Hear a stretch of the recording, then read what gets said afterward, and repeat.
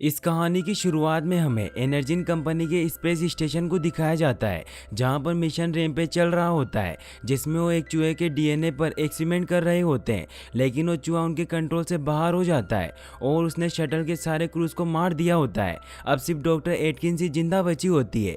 वो eject capsule की तरफ जाती है, लेकिन वो लॉक होता है। तभी उसे कमांड दी जाती है कि हम गेट को तभी खोलेंगे जब तुम लैब में जाकर उन सभी डीएनए सैंपल स्कैन को सेफली लेकर आओगी। तो एटकिंस को मजबूरी में लैब में जाना पड़ता है, जहां वो 3 सैंपल कैन को बैग में रख लेती है। लेकिन तभी वो चूहा उसे मारने के लिए उसकी तरफ आने लगता है। तो एटकिंस उससे बचते हुए स्पेस क्राफ्ट में पहुंच जाती है और स्पेस स्टेशन के ब्लास्ट होने से पहले ही वो वहां से निकल जाती है। लेकिन जैसे उसका स्पेस क्राफ्ट धरती की ऑर्बिट में पहुंचता है तो स्पेस क्राफ्ट ब्लास्ट हो जाता है। वहीं फिर हमें सैन डिएगो में डेविस को दिखाया जाता है, जो अपने सभी साथियों के साथ सैन डिएगो की वाइल्ड लाइफ सेंचुरी में जा रहा होता है, क्योंकि डेविस एक प्रीमेटोलॉजिस्ट होता है जो गोरिल्लास को ट्रेन करता है। वाइल्ड लाइफ सेंचुरी में अभी एक नया गोरिल्ला को लाया हुआ होता है, जिसका नाम बाओ होता है, जिसे डेविस की टीम ने शिकारियों से बचाया होता है। डेविस उसे कंट्रोल करने की कोशिश करता है और वो डेविस की बात मानने लग जाता है। तब यहाँ जॉर्ज आ जाता है। जॉर्ज एक अल्बाइनो गोरिल्ला होता है, जो अपनी नस्ल का आखिरी गोरिल्ला होता है।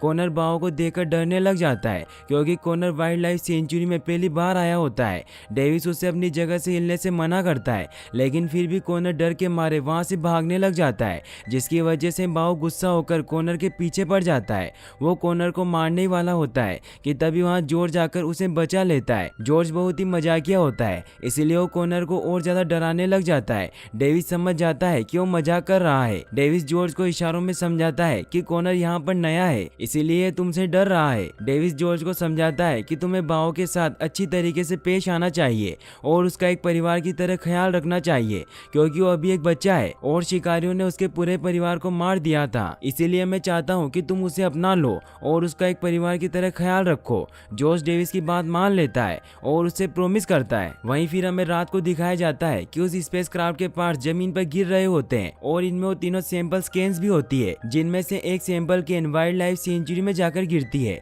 जैसे जॉर्ज जब चेक करने के लिए जाता है तो उस गैस के असर की वजह से इन्फेक्टेड हो जाता है। वहीं वो दूसरी कैन एक भेड़ियों के झुंड के पास जाकर गिरती है, जिससे वहाँ एक भेड़िया उस गैस से इन्फेक्ट हो जाता है। वहीं वो तीसरी कैन एक नेशनल पार्क में जाकर गिरती है, जिससे एक अमेरिकन क्रोकोडाइल इन्फेक्ट हो जाता है, जिसे इस मूवी में लीजी नाम दिया गया होता है। वहीं अगली सुबह हमें डेविस को दिखाया जाता है, जो जैसे ही जू में पहुंचता है तो नेसन उसे बताता है कि जॉर्ज बहुत गुस्से में है और वो ग्रिप्जी बेयर की गुफा में चला गया है। यह सुनकर डेविस बहुत शॉक्ड हो जाता है, क्योंकि ग्रिप्जी बेयर इस धरती के सबसे खतरनाक शिकारी होते हैं। फिर जब वो गुफा में जाते हैं तो वहाँ का नजारा देखकर हैरान रह जाते हैं, क्योंकि वहाँ ग्रिप्जी बेयर मरा हुआ होता है और जॉर्ज उसकी गुफा में बैठा हुआ होता है। डेविस नेसन को गन नीचे करने को कहता है, क्योंकि जॉर्ज को गन पसंद नहीं होती। और डेविस धीरे से जॉर्ज के पास जाता है और उसे इशारों में बताता है कि मैं तुम्हारा दोस्त डेविस हूँ। फिर वो उससे इशारों में पूछता है कि क्या तुमने इसे मारा। तो जॉर्ज उसे इशारों में बताता है कि पहले उसने मुझ पर हमला किया था,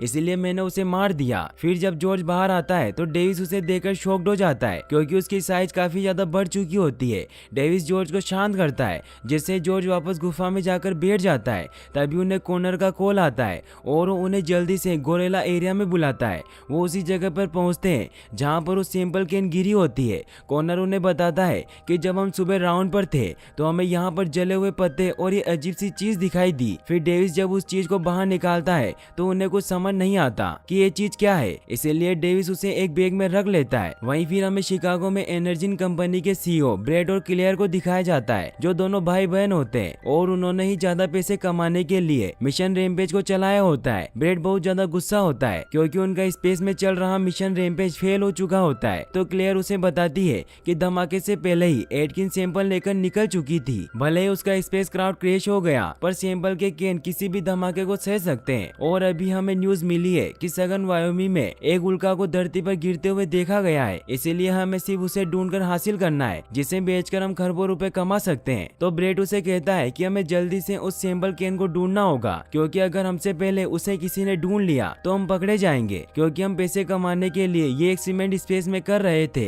न कि इंसानों की भलाई के लिए। तो क्लेयर उसे कहती है कि हम उस सैंपल कैन को ढूंढने के लिए बर्ग को भेजेंगे। बर्ग वो इंसान होता है जिसकी खुद की प्राइवेट फोर्स होती है और वो उन सभी का बॉस होता है। वहीं बर्ग को जैसे ही क्लेयर का मैसेज मिलता है तो वो अपने सभी साथियों के साथ हेलीकॉप्टर से वायोमी के लिए निकल जाता है। वहीं फिर हमें लॉस एंजलिस में डॉक्टर केट को दिखाया जाता है, जो 2 साल पहले एनर्जिन कंपनी में काम करती थी। वो सुबह ब्रेकफास्ट करके जल्दी से तैयार होती है, तभी वो टीवी में एनर्जिन की न्यूज देखती है कि कल जो एनर्जिन के स्पेसक्राफ्ट में धमाका हुआ था उसका एक हिस्सा सैन डिएगो की वाइल्ड लाइफ सेंचुरी के पास गिरा है और तभी से वहाँ का एक गोरिल्ला गायब है। ये सुनते ही डॉक्टर केट फौरन वहाँ जाने के लिए निकल जाती है, क्योंकि उसे पता होता है कि उस गोरिल्ला के साथ क्या हुआ है। वहीं बर्क अपने साथियों के साथ वायोमी पहुंच जाता है, जहाँ वो दूसरा कैप्सूल गिरा था। बर्क जब उस जगह पर जाकर चेक करता है तो केन पूरी तरीके से डैमेज हो चुकी होती है। तो फिर वो क्लेयर और ब्रेड को वीडियो कॉल करके बताता है कि हमें वो केन तो मिल गई है, लेकिन वो बहुत बुरी तरीके से डैमेज हो चुका है। और उसे ये भी बताता है कि यहाँ के सारे वुल्फ्स को किसी ने मार डाला है, जिससे क्लेयर समझ जाती है कि कोई वुल्फ उस सैंपल के असर में हो चुका है। इसीलिए वो बर्ग को ऑर्डर देती है कि मुझे वो वुल्फ जिंदा या मुर्दा चाहिए। वहीं फिर हमें डेविस को दिखाया जाता है, जहाँ उन्होंने जॉर्ज को अपने ऑफिस में छुपा कर रखा होता है और एनिमल कंट्रोल वालों को भी इसके बारे में कुछ पता नहीं होता। जॉर्ज के शरीर में हुए बदलाव को जानने के लिए डेविस उसका चेकअप भी करवाता है, जिससे उन्हें पता चलता है कि जॉर्ज के शरीर में किसी चीज की मिलावट हो गई है, जिससे उसकी ग्रोथ बहुत तेजी से बढ़ रही है।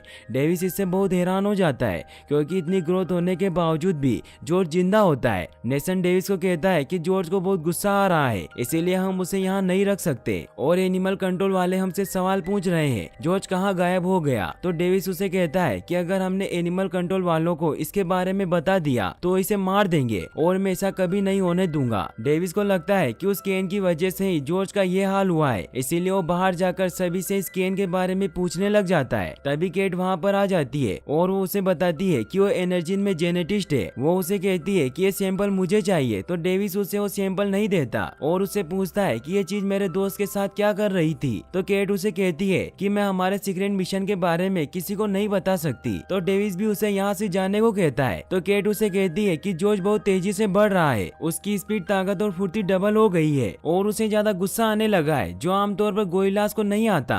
ये सुनकर डेविस उसे जॉर्ज के पास लेकर जाता है, जहाँ वो उसे बताता है कि ये कल रात 250 किलो का था, लेकिन आज सुबह 1000 किलो का हो गया। जॉर्ज डेविस से इशारों में बात कर रहा होता है। ये देख केट हैरान होती है, तो डेविस उसे कहता है कि हाँ, ये इशारों में बात कर सकता है और अभी ये भूखा है। फिर वो जॉर्ज के लिए खाना मंगवाता है और फिर वो केट को बताता है कि कल रात इसने ग्रिज़ली बेयर को मार डाला और अब तुम मुझे ये बताओ कि ये सब कैसे हुआ। तो फिर केट उसे बताती है कि ये सब क्रिस्पर की वजह से हुआ है। क्रिस्पर जेनेटिक एडिटिंग को कहा जाता है, जिसमें दूसरे जानवर के जीन को यूज करके दूसरे जानवर को बनाया जाता है। फिर वो उसे बताती है कि हमने क्रिस्पर की मदद से सबसे पहले इस डीएनए में शार्क का जीन मिलाया, क्योंकि शार्क की ग्रोथ कभी नहीं रुकती और लगातार बढ़ती जाती है। फिर हमने उस डीएनए में ब्लू व्हेल, बीटल और चीता का जीन मिलाया, जिसकी वजह से अब ये गोरिल्ला इतना ज्यादा खतरनाक हो गया है कि इसने ग्रिज़ली बेयर को भी मार दिया। फिर उसे ये भी कहती है कि सिर्फ मैं हूँ जो जॉर्ज को सही कर सकती हूँ, क्योंकि मैंने एक ऐसा सिस्टम तैयार किया है जो किसी की बॉडी में मौजूद डीएनए के हर रेशे में बहुत तेजी से पूरा बदलाव लाता है, जिसकी मदद से हम जॉर्ज को सही कर सकते हैं। तभी जॉर्ज खाना न मिलने की वजह से बहुत गुस्सा होने लग जाता है और वो पिंजरे को तोड़ने लग जाता है। केट उस पिंजरे के नीचे आने ही वाली होती है कि तभी डेविस उसे बचा लेता है। डेविस सभी को यहाँ से बाहर भागने को कहता है। जॉर्ज सभी गेट को तोड़ता हुआ बाहर निकल जाता है। डेविस जॉर्ज को रोकने की कोशिश करता है, लेकिन जॉर्ज उसकी नहीं सुनता और बाहर रोड पर चला जाता है। सभी लोग जॉर्ज से डरकर भागने लग जाते हैं। जॉर्ज हर जगह तोड़फोड़ करने लग जाता है। डेविस उसके पास आता है और उसे नॉर्मल करने की कोशिश करने लग जाता है। तभी वहाँ पर पुलिस आ जाती है, जो जॉर्ज को शूट करने ही वाले होते हैं। तो डेविस उन ऑफिसर को कहता है कि मैं गोरिल्ला ट्रेनर हूँ, इसलिए आप अपनी गन नीचे कर लीजिए, मैं सब कुछ संभाल लूंगा। डेविस को गोरिल्ला से बातें करता देख वो सभी अपनी गन नीचे कर लेते हैं। जॉर्ज भी शांत हो जाता है। तभी वहाँ पर एक हेलीकॉप्टर आ जाता है और वो जॉर्ज को बहुत सारे बेहोशी के इंजेक्शन लगा देते हैं, जिससे जॉर्ज थोड़ी देर में बेहोश हो जाता है। डेविस जॉर्ज को इस हालत में देख बहुत परेशान हो जाता है। वहीं हमें बर्क और उसकी टीम को दिखाया जाता है, जो जंगल में उस भेड़िए की तलाश कर रहे होते हैं। उन्हें वो भेड़िया नजर आ जाता है, लेकिन वो बहुत ही फास्ट दौड़ रहा होता है। बर्क उसके ऊपर निशाना लगाता है, जिससे वो वुल्फ वहीं गिर जाता है। फिर बर्क की सारी टीम हेलीकॉप्टर से नीचे उतरती है और वो सभी जंगल में भेड़िए को ढूंढने लग जाते हैं। ब्रेड और क्लियर कैमरों की मदद से सब कुछ देख रहे होते हैं। बर्क और उसकी टीम उस जायंट वुल्फ के पैरों के निशान देखकर बहुत हैरान होती है, क्योंकि अब उसकी साइज बहुत बड़ी हो चुकी होती है। तभी उन्हें वहाँ किसी जानवर के आने की आहट महसूस होती है और वो वुल्फ उन पर अटैक कर देता है। वो एक एक करके सभी को मारने लग जाता है। क्लेयर ये सब देखकर समझ जाती है कि वो उसे नहीं मार सकते, क्योंकि उसके ऊपर उस फॉर्मूले का असर हो चुका होता है। वहीं बर्क के सभी साथी मारे गए होते हैं। ये देखकर देखकर बर्क काफी ज्यादा परेशान हो जाता है और वो हेलीकॉप्टर को उसे यहाँ से निकालने के लिए बुलाता है। तभी वो वुल्फ उस पर भी हमला करने लग जाता है तो बर्क वहाँ से भागने लग जाता है। तभी बर्क का हेलीकॉप्टर भी वहाँ आ जाता है और वो उस वुल्फ पर फायर करने लग जाते हैं, लेकिन उस वुल्फ को कुछ नहीं होता और वो भागता हुआ उस हेलीकॉप्टर पर छलांग लगा देता है, जिससे वो हेलीकॉप्टर पूरी तरीके से डिस्ट्रॉय हो जाता है। बर्क ये देखकर काफी ज्यादा डर जाता है। तभी वो वुल्फ उस पर भी अटैक करके उसे भी मार देता है। वहीं फिर हमें दिखाया जाता है कि डेविस और केट को एक स्पेशल एजेंसी ने पकड़ लिया होता है, क्योंकि उन्होंने गवर्नमेंट को जॉर्ज के बारे में सब कुछ नहीं बताया था। तभी वहाँ इस एजेंसी का हेड हार्वे रसल आता है। डेविस उसे कहता है कि मुझे जॉर्ज से मिलना है और अगर तुम उसे प्लेन से कहीं ले जा रहे हो तो तुम बहुत बड़ी गलती कर रहे हो। लेकिन रसल उसकी नहीं सुनता और वो उन दोनों को जॉर्ज के साथ प्लेन में बिठाने को कहता है। अब वो प्लेन हवा में उड़ान भरने लग जाता है और उन्होंने जॉर्ज को एक पिंजरे में बंद किया होता है। जॉर्ज अभी भी बेहोश होता है। डेविस नोटिस करता है कि जब उसने जू में पिंजरा तोड़ा था तो उसके हाथ में भारी जख्म हो गया था, लेकिन वो अब ठीक हो चुका है। तो डॉक्टर केट उसे बताती है कि हमने उस डीएनए में अमेरिकन स्पाइनी चूहे के जिन को भी मिलाया था, क्योंकि उसके डीएनए में जख्मों को तुरंत बनने की शक्ति होती है।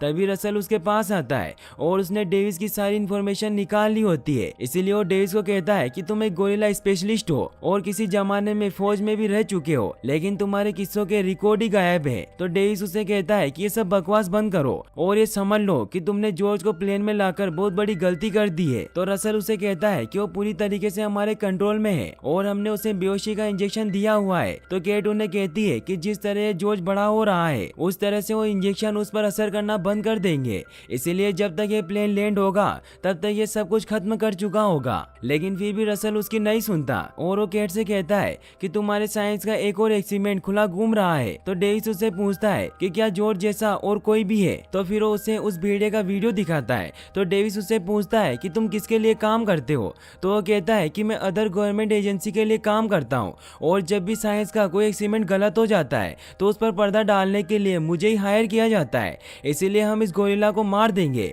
तो डेविस उससे कहता है कि हम जॉर्ज को सही कर सकते हैं, क्योंकि केट एनर्जिन के लिए काम करती है और उन्होंने एक ऐसा डिवाइस बना लिया है जिससे जॉर्ज के डीएनए को वापस से सही कर सकते हैं। तो रसल उसे बताता है कि आज से 2 साल पहले ही इसे कंपनी से निकाल दिया गया था, क्योंकि ये कंपनी से हार्ड ड्राइव चुराते हुए पकड़ी गई थी और इसे 13 महीने की जेल भी हुई थी। ये सुनकर डेविस बहुत ज्यादा परेशान हो जाता है, क्योंकि केट ने उसे झूठ कहा था। फिर रसल वहाँ से चला जाता है। केट डेविस से सॉरी कहती है कि मैंने तुमसे झूठ बोला। तो डेविस उसे पूछता है कि तुम मुझे सिर्फ ये बताओ कि तुम जॉर्ज को वापस से सही कर सकती हो या नहीं। तो केट कहती है कि मैं उसे सही नहीं कर सकती। वहीं फिर हमें ब्रेड और क्लेयर को दिखाया जाता है, जिन्हें पता चल चुका होता है कि किसी एजेंसी ने उस गोरिल्ला को पकड़कर प्लेन में डाल दिया है। फिर क्लेयर ब्रेड को बाहर लेकर जाती है और उसे अपना प्लेन बताती है कि जो भी एनिमल उन सैंपल कैन से इन्फेक्ट हुए हैं उनके अंदर हमारा बनाया हुआ डीएनए मौजूद है, इसीलिए अगर हम एक लो फ्रीक्वेंसी रेडियो वेव को ऑन कर दे तो हमारी तरफ खींचे चले आएंगे। और हमारे काबिल इंजीनियर ने इस बिल्डिंग में मौजूद एंटीना को मॉडिफाई करके ये एंटीना बना दिया है। फिर वो ब्रेड को बताती है कि अब हमें सिर्फ सिग्नल को ऑन करना है, जिससे वो जानवर खुद ब खुद रास्ते में आती हर एक चीज को तबाह करते हुए इस तरफ चलकर आने लगेंगे, जिससे आर्मी उन्हें मार देगी। फिर हम उसके खतरनाक डीएनए को हासिल कर लेंगे और उसे बेचकर मालामाल बन जाएंगे। फिर क्लेयर उस एंटीना को ऑन कर देती है।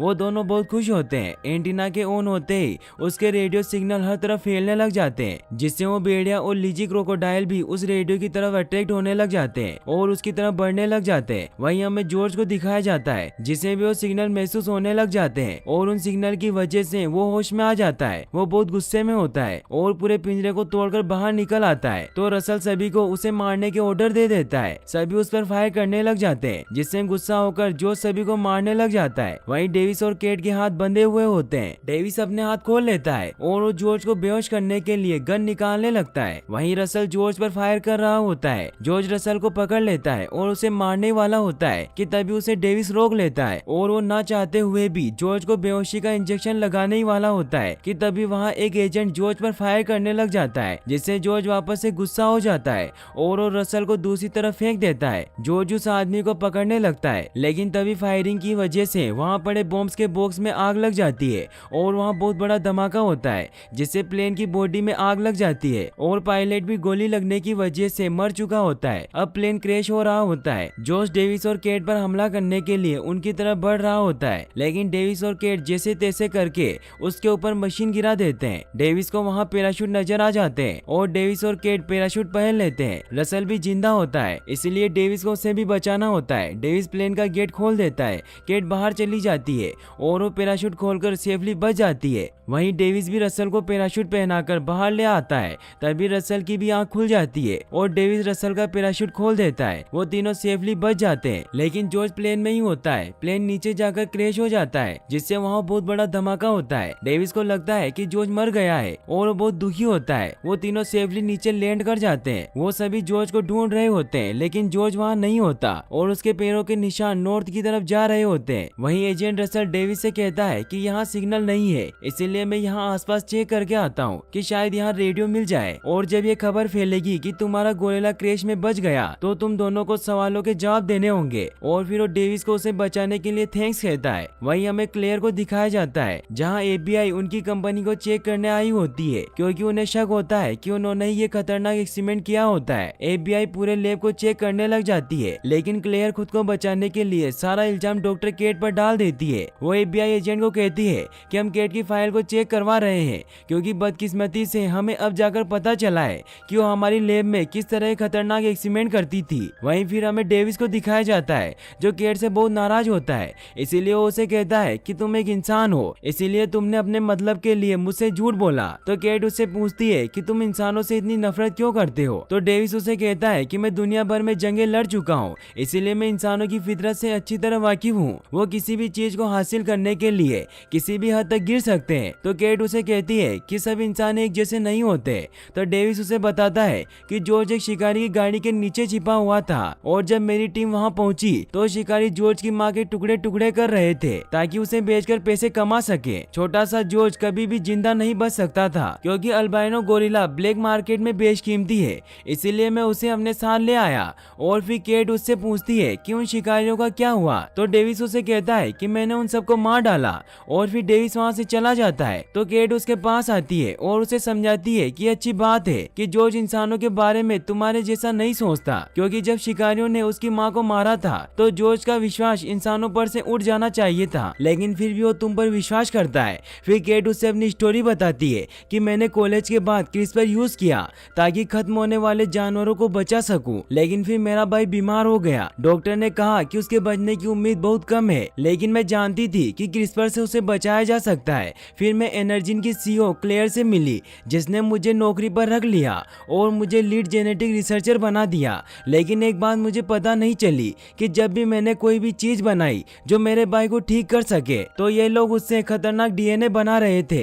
इसीलिए मैंने सारे सैंपल तबाह करने चाहे, लेकिन सिक्योरिटी ने मुझे पकड़ लिया और फिर मुझ पर झूठा इल्जाम लगाकर मुझे 13 महीनों की जेल हुई। और जेल जाने की 1 महीने बाद ही मेरे भाई की डेथ हो गई और मैं उसे आखिरी बार भी नहीं देख पाई। इसीलिए मैं चाहती हूँ कि क्लेयर अब किसी को भी नुकसान ना पहुँचा सके। तो डेविस उसे माफ कर देता है और अब वो अच्छे दोस्त बन जाते हैं। तभी उन्हें लेने के लिए हेलीकॉप्टर भी आ जाते हैं। फिर उन्हें एयरफोर्स बेस में लेकर जाते हैं, जहाँ कर्नल गोरिल्ला और वुल्फ पर अटैक करने की प्लानिंग कर रहा होता है, क्योंकि अब वो शिकागो से 7 किलोमीटर ही दूर होते हैं। तभी डेविस उन्हें कहता है कि दोनों जानवर एक साथ कभी भी एक डायरेक्शन में नहीं दौड़ते। तो कर्नल रसल से पूछता है कि ये दोनों कौन है। तो रसल बताता है कि ये उस गोरिल्ला का ट्रेनर है। तो कर्नल बहुत गुस्सा हो जाता है और रसल को कहता है कि एक मिलिट्री ऑपरेशन है। तो रसल उसे समझाता है कि इन दोनों के अलावा उन्हें अच्छी तरीके से कोई भी नहीं जानता। डेविस उन्हें कहता है कि ये अब नॉर्मल वुल्फ और गोरिल्ला नहीं रहे, क्योंकि अगर ऐसा होता तो एक दूसरे पर हमला करते, लेकिन ये दोनों एक ही जगह पहुंचने के लिए सीधी लाइन में भाग रहे हैं। तो कर्नल उनसे पूछता है कि वो शिकागो क्यों जा रहे हैं। तो केट उन्हें बताती है कि एनर्जिन कुछ ऐसे सिग्नल भेज रहा है जिसे रोकने के लिए ये दोनों उस तरफ बढ़ रहे होते हैं। इसीलिए डेविस उन्हें कहता है कि आपको शिकागो शहर खाली करवाना होगा, क्योंकि ये किसी भी बॉम्ब के अटैक से नहीं रुकेंगे। लेकिन कर्नल उसकी बात नहीं सुनता और तभी उसे FBI का मैसेज मिलता है और उन्हें कहता है कि FBI ने हमें तुम्हें यही रोकने को कहा है, क्योंकि वो तुमसे कुछ पूछताछ करना चाहती है। फिर कुछ ऑफिसर उन्हें पकड़कर बाहर ले जाते हैं। केट डेविस से कहती है कि फायरिंग उन्हें ज्यादा देर तक नहीं रोक पाएगी, इसीलिए हमें शिकागो पहुंचना होगा।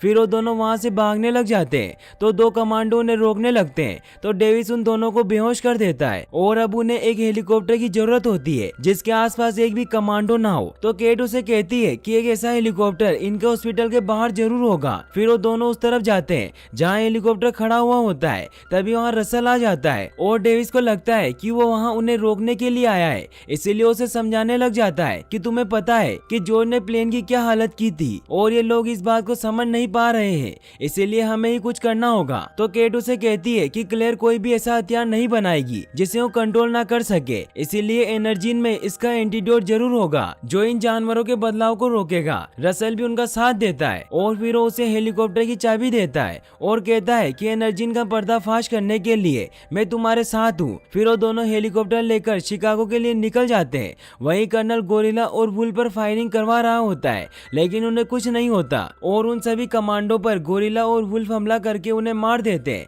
ये देखकर कर्नल शिकागो शहर को खाली करवाने के ऑर्डर दे देता है। रसल भी इसकी खबर डेविस को दे देता है। डेविस और केट भी शिकागो पहुंच चुके होते हैं जहां लोग शहर को खाली कर रहे होते हैं, लेकिन तभी वहां गोरिल्ला और वुल्फ पहुंच जाते हैं और वो हर चीज को तोड़कर एनर्जीन की बिल्डिंग की तरफ बढ़ रहे होते हैं और वो आर्मी के सारे हेलीकॉप्टर और टैंक्स को तबाह कर देते हैं। डेविस और केट एनर्जीन की बिल्डिंग की तरफ बढ़ रहे होते हैं कि तभी वो देखते हैं कि वहां नदी से बहुत बड़ी चीज शहर की तरफ आ रही है और वो वही लीजी क्रोकोडाइल होता है। वो पानी से बाहर निकलकर उसी तरफ बढ़ने लग जाता है। ये देखकर कर्नल बहुत डर जाता है और वो पूरी आर्मी को उस पर फायर करने को कहता है। पूरी आर्मी उस पर फायर करने लग जाती है लेकिन उसे कुछ नहीं होता और वो सभी चीजों को डिस्ट्रॉय करने लग जाता है। वो तीनों जानवर बिल्डिंग की तरफ बढ़ रहे होते हैं और रास्ते में आती हर एक चीज को तबाह कर रहे होते हैं। ये देख कर्नल बहुत परेशान हो जाता है और वो अपनी मिलिट्री के सबसे पावरफुल बॉम्ब को वहां लॉन्च करने के ऑर्डर दे देता है। वहीं फिर रसल भी शिकागो के लिए निकलता है। वहीं फिर डेविस और केट एनर्जीन की बिल्डिंग में पहुंच जाते हैं लेकिन लैब का गेट लॉक होता है। तभी डेविस को रसल का कॉल आता है और वो उसे बताता है कि 30 मिनट में शहर में एक स्पेशल बॉम्ब फटने वाला है,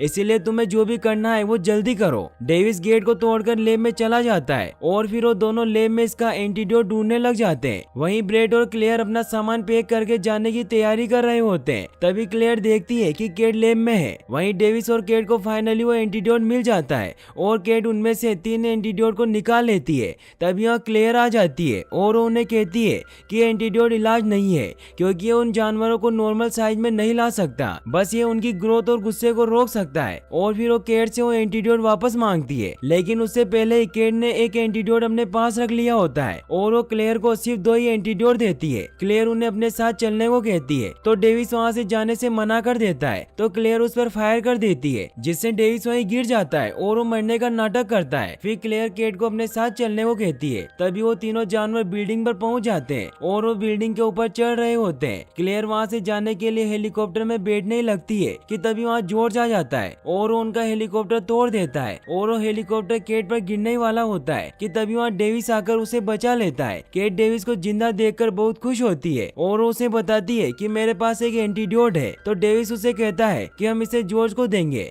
जिससे वो दूसरे जानवरों को मार सके, लेकिन उन्हें समझ नहीं आता कि वो एंटीडोट जॉर्ज को कैसे देंगे। तभी वहाँ क्लेयर आ जाती है और उन पर गन पॉइंट कर देती है। तभी डेविस को एक आइडिया आता है और वो जॉर्ज को आवाज देकर अपनी तरफ बुलाता है। फिर केट उस एंटीडोट को क्लेयर के पर्स में रख देती है और उसे जोर से हिट करती है जिससे जॉर्ज उसे पकड़कर सीधा ही निकल जाता है। वहीं ब्रेड बिल्डिंग से भागने की कोशिश कर रहा होता है कि तभी उसके पास रसल आ जाता है और उसे कहता है कि मैं तुम्हें यहाँ गिरफ्तार करने के लिए आया हूँ, इसीलिए अगर तुम बचना चाहते हो तो तुम मुझे अपना लैपटॉप दे दो जिसमें एनर्जीन का सारा डेटा है। तो ब्रेड उसे अपना लैपटॉप दे देता है और वो जैसे ही बाहर निकलता है तो उस पर बिल्डिंग का मलबा आकर गिरता है और वो वहीं मर जाता है। वहीं केट डेविस को बताती है कि एंटीडोट का असर होने में 10 मिनट लगेंगे। वहीं वो दोनों जानवर भी उस बिल्डिंग के ऊपर आ रहे होते हैं और अब वो बिल्डिंग टूटने वाली होती है। केट को कुछ समझ नहीं आता कि हम यहाँ से कैसे निकलेंगे। तभी डेविस को हेलीकॉप्टर दिखाई देता है जिसकी टेल टूटी हुई होती है और डेविस केट को कहता है कि बस ये हेलीकॉप्टर थोड़ा सा ऊपर उठ जाना चाहिए ताकि जब ये बिल्डिंग गिरे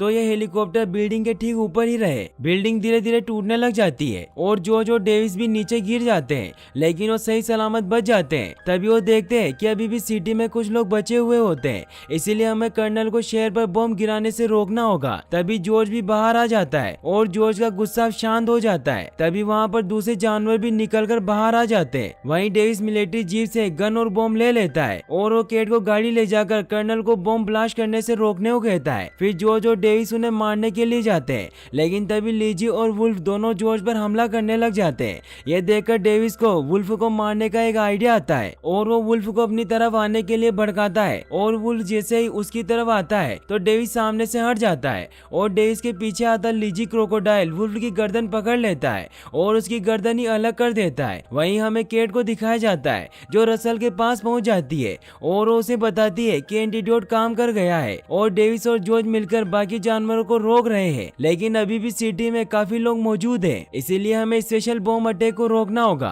फिर रसल कर्नल को कॉल करके अटैक रोकने को कहता है, लेकिन कर्नल उसकी नहीं सुनता। वहीं जॉर्ज और डेविस अभी भी मिलकर उस क्रोकोडाइल को मारने की कोशिश कर रहे होते हैं, लेकिन वो क्रोकोडाइल बहुत ही खतरनाक होता है और वो डेविस पर हमला करने लग जाता है। डेविस उससे बचकर भागने लग जाता है, लेकिन तभी वो गिर जाता है और क्रोकोडाइल उसे मारने वाला होता है कि तभी जॉर्ज उसके ऊपर हमला कर देता है और उसे बहुत मारता है। वहीं कर्नल भी सैटेलाइट की मदद से डेविस और जॉर्ज को उससे लड़ते हुए देख लेता है। वो क्रोकोडाइल जॉर्ज पर हमला कर देता है और उसे पकड़ लेता है। ये देख डेविस जॉर्ज को बचाने के लिए उस क्रोकोडाइल के कान में बहुत सारे बॉम्ब फेंक देता है, जिससे उसके अंदर बहुत बड़ा धमाका होता है और जॉर्ज को लगता है कि वो मर गया है, लेकिन वो क्रोकोडाइल फिर भी नहीं मरता और वो डेविस पर अटैक करने ही वाला होता है कि तभी जॉर्ज उसे वहां आकर बचा लेता है। वो क्रोकोडाइल जॉर्ज को दूर फेंकता है, जिससे जॉर्ज एक लोहे की रोड में बहुत बुरी तरीके से इंजर्ड हो जाता है और वो रोड उसके सीने के आर पार निकल जाती है। ये देख क्रोकोडाइल जॉर्ज को मारने के लिए आगे बढ़ता है। वो उस पर हमला करके उसे मारने लगता है। ये देख डेविस अपने दोस्त को बचाने के लिए वहाँ पड़े हेलीकॉप्टर से क्रोकोडाइल पर हमला कराता है, जिससे उसका ध्यान जॉर्ज से हट जाता है और वो डेविस की तरफ बढ़ने लग जाता है। डेविस ये देखकर उस पर सभी बॉम्ब से अटैक करता है, जिससे वहाँ बहुत बड़ा धमाका होता है, लेकिन उसे कुछ नहीं होता